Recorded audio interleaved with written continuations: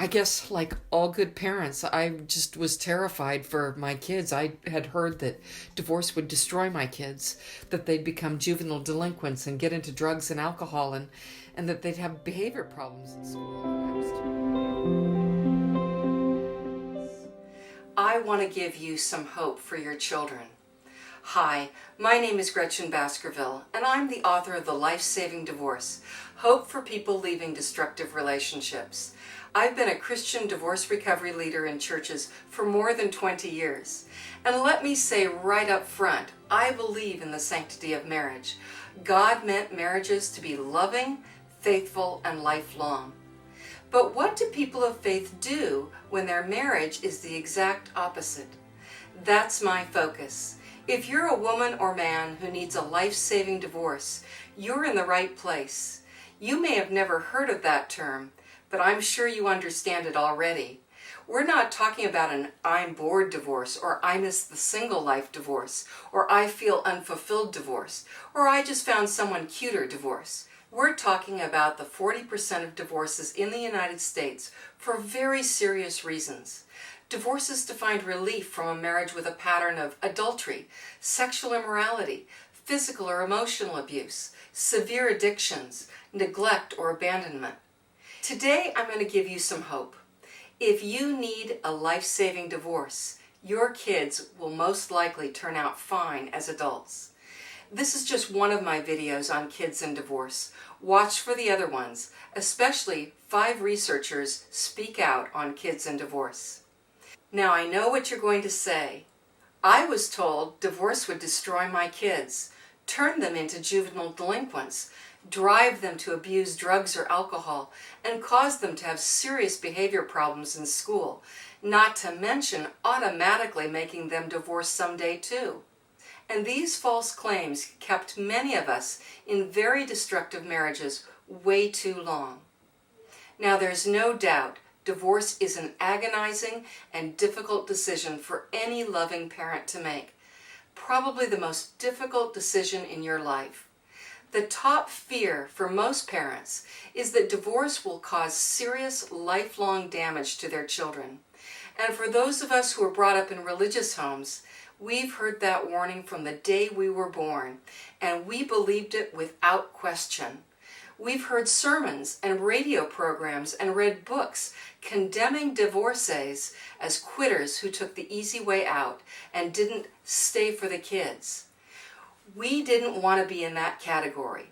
We didn't want to be seen as the person who sought our own happiness at the expense of our children. Even if we needed a life-saving divorce due to physical or emotional abuse, infidelity, child molesting, etc., many of us hesitated to get away because of those messages. Now, I'm not a licensed counselor, a psychologist, or a sociologist. I'm a lay divorce recovery leader, but I've learned a lot from reading real academic studies about kids and divorce, major studies from universities. And here's the good news. Researchers have known for 20 to 30 years that none of those things, drugs, alcohol, getting expelled from school, none of these is likely to happen to kids of divorce. Does it happen to some kids of divorce? Yes. Does it happen to some kids from 2-parent families? Yes. Do some kids end up with serious and lifelong problems even if they have married parents? Absolutely. Does it happen to the majority of kids from divorced homes? Nope, not even close. Sadly, we've been fed well-meaning but inaccurate information rather than the truth. Because researchers know that on average, staying in a tense, toxic, destructive home where you're fearful and walking on eggshells is far worse for kids than the effects of divorce. Where is that line between a good enough marriage and a destructive home for kids? That's the question we address in this video, so let's jump in. Question 1. If I divorce, what is the likelihood of my children having serious, long-lasting damage? Study after study over the past 30 years have shown that nearly 8 in 10 children from divorced homes grow up to have no serious emotional, psychological, or social problems. Some critics are going to say, don't listen to Gretchen. She denies that kids feel any pain or sadness or any grief. Gretchen is just claiming that kids just sail through divorce without any negative feelings at all. But that's not what I'm saying. I acknowledge that your children will likely feel pain, sadness, and grief. They may miss the other parent and may cry a lot and even beg you not to divorce. Mine certainly did when they were tiny. But that's very different from having serious emotional, psychological, or social problems for the rest of their lives. While experts acknowledge that the first 2 years of the divorce are stressful for kids, it doesn't have long-lasting effects for nearly 8 in 10 children. My children turned out fine, and later they thanked me for getting divorced. But moving, going to a new school, observing conflict between parents, and going back and forth between homes does cause real pain and stress for the kids during the transition.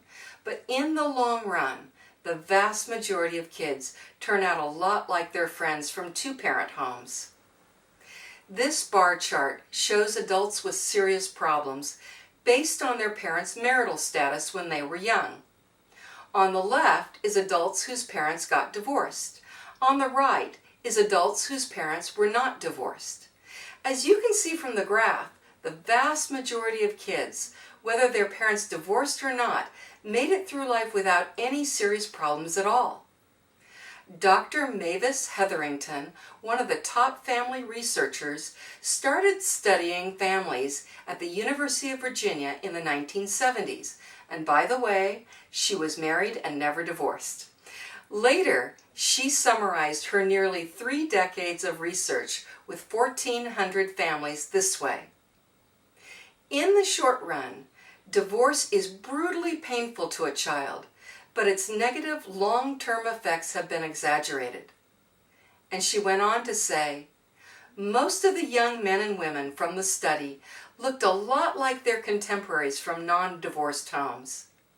Although they looked back on their parents' breakup as a painful experience, most were successfully going about the chief tasks of young adulthood, establishing careers, creating intimate relationships, and building meaningful lives for themselves. Her findings were replicated in later studies. Sociologist Andrew Cherlin from Johns Hopkins confirmed Hetherington's findings, but added more information. First, kids did better after divorce than even Hetherington had thought. And second, he discovered that a lot of the problems that children of divorce had was not caused by the divorce itself, but likely by marital conflict, substance abuse, or violence already going on in the marriage.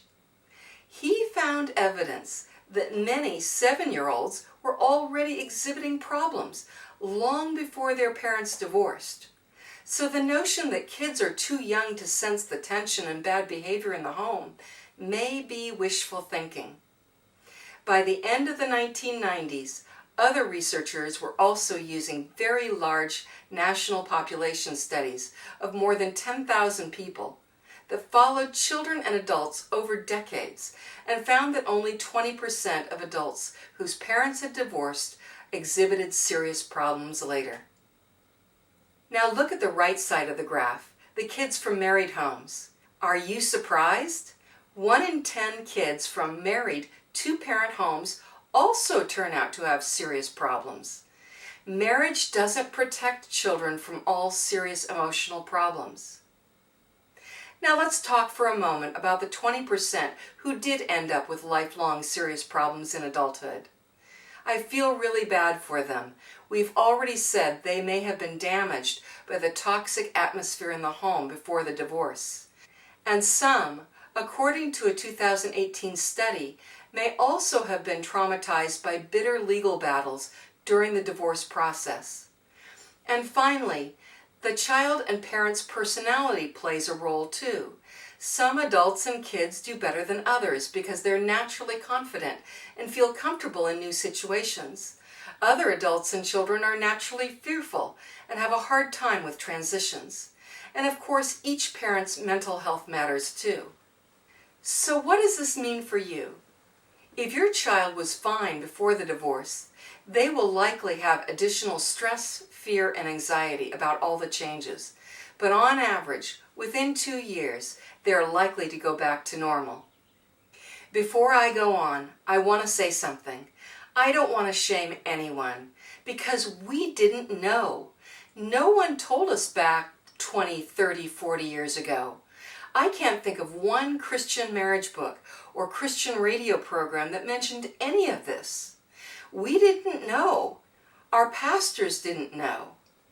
I don't remember Christian organizations like Focus on the Family, which was founded by a PhD psychologist, ever telling us this. We were completely in the dark. So let's go on to question 2. If I divorce, will my teenagers abuse drugs or alcohol? Researchers say your kids are not likely to have alcohol or drug abuse problems. In fact, the majority of all adolescents have no substance abuse problems, no matter what kind of home they come from. Only 6 in 100 adolescents in single mother families abuse drugs or alcohol, and only 5 in 100 adolescents in two-parent families. For single dads, it's 11 in 100. So no, your kids are not likely to have substance abuse problems. Question 3. If I divorce, will my kids get suspended or expelled from school? Researchers say your kids are not likely to be suspended or expelled. They aren't likely to have any really destructive behaviors. But I can see you now. You're scratching your head. You may have read a recent article from a Marriage at Any Cost organization saying that kids from divorced homes get suspended and expelled 60% more than kids from two-parent married homes. Here's the graph they show. The blue line is two-parent married birth families, and the pink line is separated or divorced moms. If you look down at the green line, that's the kids being brought up by their birth dad only. In the article that contained this graph, the Marriage at Any Cost organization made a big deal about how kids from single-parent homes are 60% more likely to have problems at school. 60%. That sounds scary, and this graph looks scary. But look at the scale on the graph. It only goes up to 16%. It's zoomed in. What if we saw this graph more realistically, say at 100%, not at 16%? Well, here we go. This is how it looks at 100%. Wow! Hardly any kids from any type of family get expelled or suspended. It's not so scary after all. Only 5 in 100 kids from two-parent families and only 8 in 100 kids from those single-parent families I mentioned. There's nothing wrong with the numbers themselves. They're from a large national survey. But the way they've been presented is misleading, and the way they've been interpreted in the text is, how shall I say it, a bit manipulative? So don't let Marriage at Any Cost organizations mislead you by how they present the information. Question 4. If I divorce, will my kids' marriage end in divorce too? Most adults whose parents divorced do not divorce. The majority of people whose parents divorced have lifelong marriages. However, they are a bit more likely to get divorced than children of continuously married parents. According to 2018 figures, those people whose parents divorce have a 47% divorce rate. Those people whose parents did not divorce have a 40% divorce rate. In other words, there's only a 7% difference between those two groups. Only 7%. Question 5. Are two-parent homes always better? That's what we always heard. But according to a 2003 journal article by Dr. Paul Amato of Penn State, children in very high conflict homes experience nearly 10 times more damage to their well-being than children whose parents divorced. This graph shows 5 types of marriages. And I admit it's a very complex graph. It was done for people with PhDs, and it shows a lot of information in one diagram. So I'm going to show you my own simple diagram using the same information.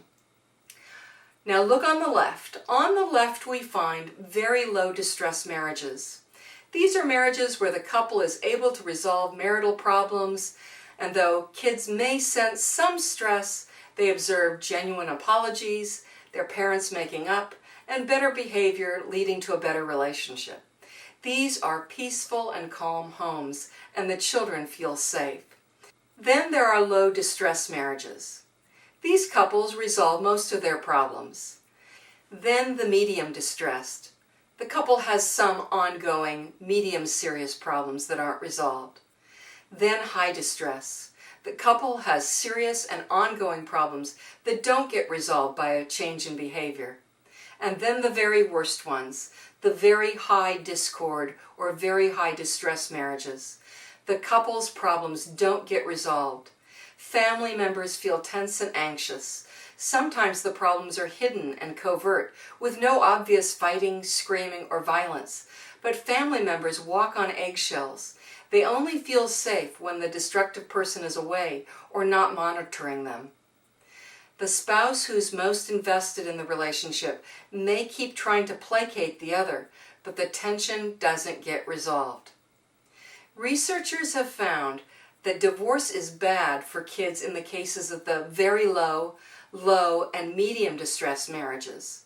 And that makes sense. Normal marriages have problems, and it's good for children to see their parents working through them in good faith. In these homes, divorce is really bad for kids because the parents are decent people and the kids are blindsided and betrayed. But in the high and very high discord marriages, tension is palpable, even if there's no violence, yelling, or visible conflict. Remember the earlier study that said 7-year-olds developed problems long before their parents divorced? Yep, they sense it. And research has found that it's likely better for children if their parents divorce than to stay in these anxiety-filled, agitated situations. And to quote Dr. Paul Amato, and I've edited his quote to keep it short, when parents reported high levels of discord, offspring with divorced parents were better off than offspring with continuously married parents. As we saw in the chart above, a very high distress marriage is often so harmful that the problems caused by the divorce process are minimal in comparison. In fact, about 10 times less. People going through life-saving divorces aren't looking for a grass-is-greener solution. They're looking for relief from destruction. Finding a new spouse is the last thing on their mind. They just want to escape from the nightmare. For them, the answer is clear. They have to get away. Here's the diagram for the high discord marriages. The damage done to the kids' well-being is 1.5 times greater for the kids whose parents stayed married. To give you an example of why this is true, in a 2009 study, children in high-conflict married homes were found to be more likely to binge drink, use marijuana, marry too early, and divorce. And it makes sense. If their parents' marriage is full of chaos and the behavior doesn't get any better, the children find ways to escape the misery. They may numb themselves with alcohol or drugs, or run away, or marry the first person who will get them out of the house. If the vulnerable parent stays in the nightmare, instead of setting boundaries, saying no to the abuse, and leaving, the children may even develop more serious problems. Kids need to have at least one parent who is nurturing and can get them to safety. And now, finally, one last study. It's the granddaddy of all of them. Before I tell you about the ACE study of 1998, I want to repeat something. No one at my church ever told me about this. Not my pastor, not the church counselors, not the Christian radio programs I heard. I wish they would have. I was already divorced by 1998, but so many children could have been protected if we had only known. So let's dive in and maybe we can spread the word. Researchers did a huge 19,000 person ACE study through Kaiser Permanente and found that children who have been abused themselves or witnessed abuse, substance abuse, or mental illness were at a higher risk when they became adults for major diseases, and I'm sure I'm going to mispronounce this, such as ischemic heart disease, cancer, chronic lung disease, skeletal fractures, and liver disease. They discovered that many children who'd been exposed to 4 or more adverse childhood experiences, that's what ACE stands for, had serious health problems in adulthood. These ACEs in the 1998 report were psychological abuse, physical abuse, or sexual abuse, violence against the mother, or living with household members who are substance abusers, mentally ill or suicidal, or ever imprisoned. The more ACEs the children had been exposed to, the higher the risk, including increased risk for alcoholism, drug abuse, depression, and suicide attempts, plus an increase in smoking, having a high number of sexual intercourse partners, and sexually transmitted diseases. So the rest of the world has known for more than 20 years that it's best to intervene as soon as possible. Why didn't anyone tell us? We need to be ambassadors for the truth and tell others. They may not listen, I understand, but at least we've done our job. Now the question is, to stay or to go? Well, that's really your choice. Now that you know the facts, the ball is in your court. Only you know what's going on behind closed doors. Only you know how much you can take. Only you know your kids and your own abilities. Only you know when enough is enough. That's not a decision anyone else, myself included, can make for you. Your pastor, your friends, your parents, and your counselor are not entitled to make this decision for you. It's up to you. But you are not alone. The Lord walks beside you, and you can love God and still get divorced, and God will still love you, really. May the Lord guide you and protect you.